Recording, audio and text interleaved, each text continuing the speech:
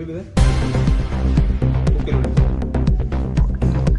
જય સાથીઓ, આજની આ આમ આદમી પાર્ટીની પત્રકાર પરિષદમાં સૌ પત્રકાર મિત્રોનું હાર્દિક સ્વાગત છે. મારા સાથી મિત્ર વિજયભાઈ દવે અને સુરેશભાઈ. છેલ્લા 20 વર્ષથી ગુજરાતમાં ભારતીય જનતા પાર્ટીનું શાસન છે, પરંતુ ગુજરાતમાં અસંખ્ય એવા મુદ્દાઓ છે કે જેના લીધે આખું ગુજરાત તકલીફમાં છે. એમાંનો એક મુદ્દો એટલે કડદો, ખેડૂતોના સાથે કરવામાં આવતો કડદો. આ કડદાની શરૂઆત બોટાદની એપીએમસી માર્કેટ યાર્ડમાંથી શરૂઆત થઈ.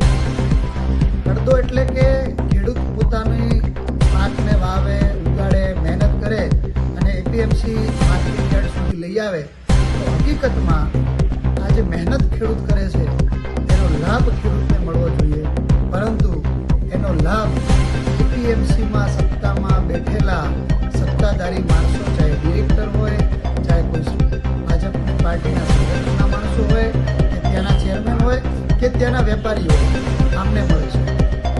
તો એના વિરોધમાં બોટાદમાંથી આમ આદમી પાર્ટીના ગુજરાતના કિસાન સંગઠનના પ્રમુખ એવા રાજુભાઈ કરપડા અને પ્રવીણ રામે કડદો નાબૂદ કરવા માટે એક આંદોલન શરૂ કર્યું. હવે આજે લોકશાહી તો છે જ નહીં, હકીકતમાં ગુજરાતમાં ભાજપશાહી છે. તો આ વસ્તુ જે કડદાથી લાભ થતો હોય ભાજપને, એટલે સ્વાભાવિક છે ભાજપને બનેલી, તો એમને આડકતરી રીતે દેશમાં ફસાઈ અને રાજુભાઈ કરપડા, પ્રવીણભાઈ રામ અને સાથે સાથે બીજા 85 ખેડૂતોના જેલના હવાલે. એના વિરુદ્ધમાં આમ આદમી પાર્ટીએ ગુજરાતના ખેડૂતોને એમના હક અને અધિકાર અપાવવા માટે એક સમગ્ર ગુજરાતમાં કિસાન મહાપંચાયતનું આયોજન કર્યું.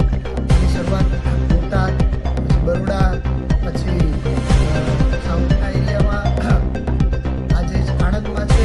અને એ જ ઉત્તર ગુજરાતના ખેડૂતોને આ કડદામાંથી બચાવવા માટે આટલા મહેનત કરે છે અને ખરેખર એમના રૂપિયા એપીએમસીમાં જાય છે, એપીએમસીના માણસોને મળે છે, એમના ડિરેક્ટરોને મળે છે, એમના વેપારીઓને લાભ થાય છે.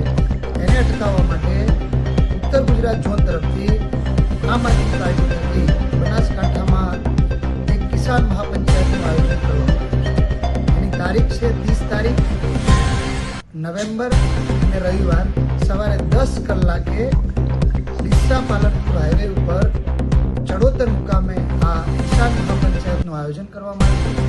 તો હું બનાસકાંઠા તથા સમગ્ર ઉત્તર ગુજરાતના પીડિત ખેડૂતોને હાથ જોડીને વિનંતી કરું છું કે આ લડાઈ એ કોઈ આમ આદમી પાર્ટીની લડાઈ નથી.